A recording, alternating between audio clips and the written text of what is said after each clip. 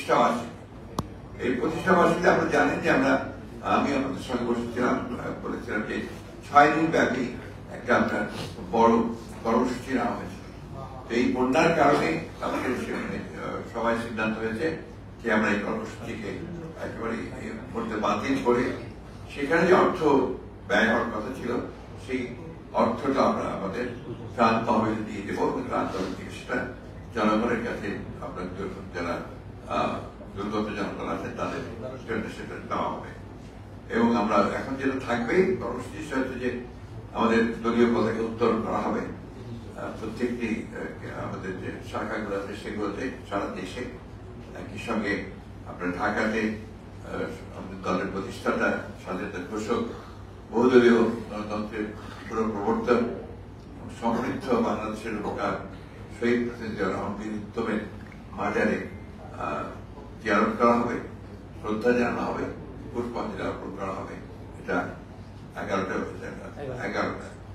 এরপরে আপনার দুপুরের পরে বাদ আসার সারা দেশেই আপনার দোয়া মাহফিল অনুষ্ঠিত হবে। সেই দোয়া মাহফিলে আপনার দুর্গত বন্যায় দুর্গত মানুষের জন্য, বানভাসী মানুষের জন্য এবং সাম্প্রতিক যে আন্দোলন সেই আন্দোলন নিহত শহীদদের জন্য আপনার আল্লাহর কাছে দোয়া চাওয়া হবে।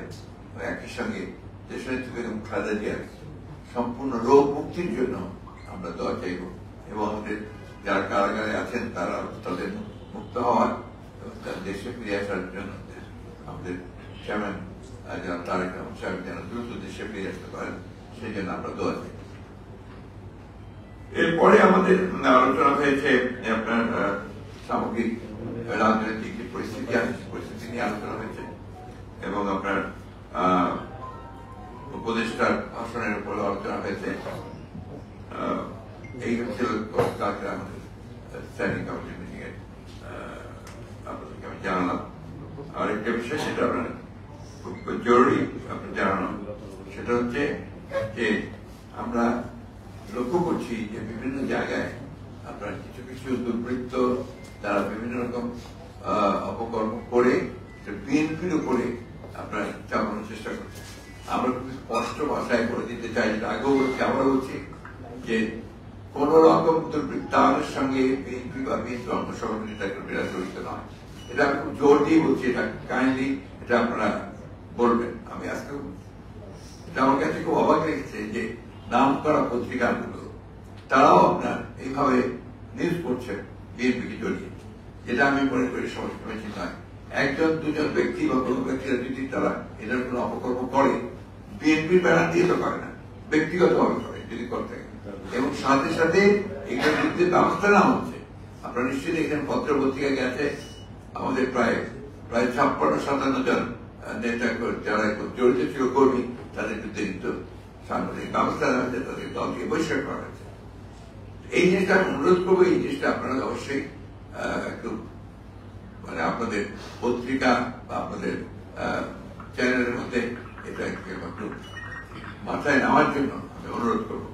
আরেকটা জিনিস আমি অনুরোধ করবো ল এনফোর্সিং এজেন্সিদের কাছে, এটা এবং আমার দলের সুতরাং সব মানুষেরই কাছে, যে ছাড়াও মামলা দেওয়া হচ্ছে এবং আপনার যে কোনো মানুষের বিরুদ্ধে শত্রুতা থাকলেও মামলা দেওয়া হচ্ছে। এই মামলাগুলো নেওয়ার আগে আপনার আইন রক্ষাকারী বাহিনী যেন একটু যাচাই করে নেয় যে কোনটা সম্ভব কোনটা সম্ভব না। প্রাথমিক যে তদন্ত সেটা করা দরকার, তা নাহলে একটু ব্যক্তিগত সূত্র থাকলে তার নাম দিয়ে দেওয়া হচ্ছে। দেখা যাচ্ছে সেই কথায় আপনার খাগড়াছড়িতে কোনো ঘটনা ঘটেছে সেটার মামলা দিয়ে দিচ্ছে আপনার গোটা দেশের নেতাদেরকে কেন্দ্র করে। এটা একটা বিরূপ ঘটনা ঘটছে। আমি মনে করি যে এটা আপনার একেবারেই বন্ধ হওয়া দরকার। আমি আমাদের দলের সকল নেতাকর্মীদের কাছে আহ্বান জানাবো যে তারা এমন কোন মামলা দেবেন না যে মামলাতে কোনো সারবস্তু থাকবে না এবং সব মামলায় কেন্দ্রীয় নেতৃত্বকে আপনার জড়িত করে মামলা দেওয়া এটাই বোধ হয় সমীচীন নয়। যেখানে তারা সম্পৃক্ততা থাকবে সেটাই দেওয়া দরকার। এরপরে আপনার কিছু কিছু জায়গায় আমার অভিযোগ এসছে জেলা প্রশাসকের বিরুদ্ধে মামলা দিয়ে দিচ্ছে এবং সে মামলা নিচ্ছে, এটা ঠিক না। একটা প্রশাসন আছে, একটা আপনার এখন গভর্নমেন্ট আছে, একটা ক্রান্তিকাল পার হচ্ছি আমরা, এই সময় যতটা সম্ভব এই সরকারের সঙ্গে সহযোগিতা করে, প্রশাসনের সঙ্গে সহযোগিতা করে একটা স্টেবিলিটি নিয়ে আসা, স্থিতিশীল অবস্থা নিয়ে আসা। এখন এই স্থিতিশীল অবস্থাকে কখনই ব্যাহত করা উচিত না। এটা আমরা আহ্বান জানাবো যে আমাদের দল কর্মী, নেতা কর্মী, অন্যান্য দলের নেতা কর্মী, একই সঙ্গে জনগণ যেন আপনার এই বিষয়গুলো অবশ্যই বিরত থাকেন এবং যেটা সত্য সেটাই শুধুমাত্র তারা মামলা করে নিয়ে আসে। নাহলে এখন যেভাবে মামলা হচ্ছে সেটা আমি মনে করি সেটা এই বিপ্লব হয়ে গেছে, এই বিপ্লবকে আপনার সংহত করবে না।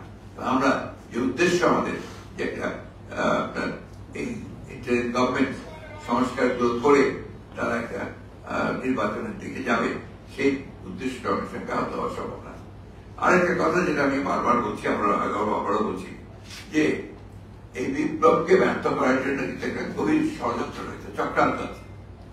আপনারা লক্ষ্য করে দেখবেন যে বিদেশ থেকে, বিশেষ করে পার্শ্ববর্তী ভারত থেকে এমন কতগুলো প্রচারণা চালানো হচ্ছে যে প্রচারণাগুলো থেকে যেন বাংলাদেশের যে বিপ্লব সেটাকে তারা নস্বাত করছে। কতগুলো পলিটিক্যাল ইস্যুকে তারা কমিউনাল ইস্যু বানাতে চায়, যেটা একেবারেই গ্রহণযোগ্য না। আপনার প্রথম দিকে যে ক্যাম্পেইন চালানো হয়েছে যেখানে মাইনরিটিদের উপর অত্যাচার নির্যাতন চলছে, এর বোধ হয় 1-2% সঠিক না। এবং যে ঘটনাগুলো ঘটেছে সেগুলো কিন্তু আপনার কমিউনাল এবং এট দি সেম টাইম এর সঙ্গে পলিটিক্স, আপনার কমিউনাল না কিন্তু পলিটিক্যাল। সেই জিনিসটা আমাদের কিন্তু দেশের স্বার্থে, জনগণের স্বার্থে এটাকে আপনার প্রচার করা উচিত। দ্বিতীয়ত হচ্ছে যে আপনার এই যে এখন যেটা অনেকে অভিযোগ করছে দখলদারি, আপনার বিভিন্ন রকম, এগুলো কিন্তু একটা ক্যাম্পেইন চলছে, কনসার্ট ক্যাম্পেইন। এবং আমি বলতে বাধ্য কিন্তু অত্যন্ত আবার আগের মতো 1-11 মতো বিএনপিকে লক্ষ্য করে সেই কাজগুলো করা হচ্ছে। এটা আমি মনে করি এটা অত্যন্ত একটা অন্যায় হচ্ছে, অবিচার হচ্ছে। কারণ বিএনপি গত 15 বছর ধরে এই দেশের গণতন্ত্রকে পুনরুদ্ধারের জন্য সবচেয়ে বেশি ত্যাগ স্বীকার করছে। বিএনপি চেয়ারপারসন 6 বছর জেলে ছিল এবং সম্পূর্ণ মিথ্যা একটা ফেক মামলায়। ভারপ্রাপ্ত চেয়ারম্যান বিদেশে নির্বাসিত অবস্থায় আছে। আমার এখানে আমাদের শীর্ষ নেতারা একজনও বাকি নেই যারা জেলে 2-3 বার, 4 বার, 5 বার, 10 বার, 11 বার যায়। এবং তার পরবর্তী স্তরের নেতারা 124, 140, 150, এমনকি 326টা পর্যন্ত মামলা রয়েছে। সাজা হয়েছে প্রায় 2,500 নেতা কর্মীর বিরুদ্ধে। গুম হয়ে গেছে আমাদের 700-800 নেতা কর্মী। হত্যা হয়েছে, নিহত হয়েছে, শহীদ হয়েছে প্রায় আপনার মোট 2,500।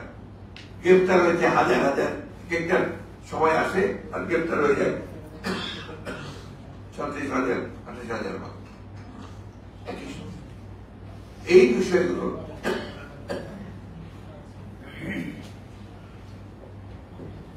বিএনপির অবদানকে খাটো করার একটা পরিকল্পিত একটা আপনার ক্যাম্পেইন আছে। আমরা এই যে দীর্ঘকাল সংগ্রাম করছিল, 15 বছর ধরে করছি, উদ্দেশ্য তো আমাদের একটা ছিল, কি সেটা রেস্টোরেশন অফ ডেমোক্রেসি, গণতন্ত্রের পুনরুদ্ধার। সেটা কিভাবে? যেহেতু এখানে মানুষ ভোট দিয়ে প্রতিনিধি নির্বাচিত করতে পারে না, তার যে অধিকার তাকে সে প্রয়োগ করতে পারে না, সেই কারণে কিন্তু আমরা ভোটের অধিকার প্রয়োগের লড়াই লড়েছি। এটা অবশ্যই এই কথাটা মনে রাখতে হবে যে একটা গণতন্ত্রে তার নির্বাচিত প্রতিনিধির পার্লামেন্ট ছাড়া কিন্তু কোন সমস্যার সমাধান হয় না। আমি ইতিমধ্যে কিছু বিভিন্ন শ্রেণীর লোকজনের সঙ্গে কথাবার্তা বলছিলাম। গতকালই কথা বলছি বেশ কিছু আমাদের ব্যবসায়ী মহলের সঙ্গে, যারা অত্যন্ত বড় ব্যবসায়ী, দেশের যারা দেশে ইতিবাচক ভূমিকা রাখছেন, প্যাট্রিয়টিক বিজনেসম্যান যারা, তারা কিন্তু মনে করেন যে দ্রুত এখানে জনপ্রতিনিধিত্বের সুযোগ সরকার আসা উচিত। তার মানে এই না যে এটা আপনার এই সরকার যারা এখন ইন্ডিয়ান গভর্নমেন্ট আছে তাদের দায়িত্ব হচ্ছে সেই দিকে যাওয়া। এটা আমরা অবশ্যই মনে করি কিছু সময় লাগবে, সেটা আমরা বিশ্বাস করি। এবং যখন সময় অবশ্যই আমরা সেটা কোঅপারেট করতে চাই, সর্বক্ষেত্রে কোঅপারেট করছি। আমরা আশা করবো সেটাকে সেইভাবে আমাদের যে উদ্যোগ, যে আগ্রহ, আমাদের যে ত্যাগ, তিতিক্ষা, আমাদের আমাদের যে আন্দোলন সংগ্রাম সবকিছুকে আমলে নিয়ে এই ইন্টারিম গভর্নমেন্ট, আপনারা মিডিয়া, দেশের মানুষ সেইভাবে আপনার চিন্তা করবেন। আমার বক্তব্য এইটুকু। আমি এখন অনুরোধ করবো খান ভাই কিছু বলেন প্লিজ। পরে পরে শেষ করুন। Thank you. না, নতুন তখন কিছু করার নাই, ব্যাপারটা হচ্ছে যে এদিকে নিলে আমার মনে করছিল যে আন্তর্জাতিক শ্রম সম্মেলনে চিলু বা কেনিয়া ওখানকার রাষ্ট্রপতি শ্রমিক নেতা ছিলেন। আমরা একসাথে অনেক কনফারেন্স করেছি, কিন্তু উনি যখন রাষ্ট্রপতি হলেন 3 জন শ্রমিক নেতাকে মন্ত্রীও করলেন তিনি, একজন শিল্পমন্ত্রী, একজন শ্রমমন্ত্রী, একজন বাণিজ্য মন্ত্রী। এই তাদেরকে নিয়ে উনি আইএলও কনফারেন্সে আসছিলেন বক্তব্য রাখার জন্য, এবং সে বক্তব্যে মানে as head of the state উনি এসে বলতেছেন আর কি যে গত 30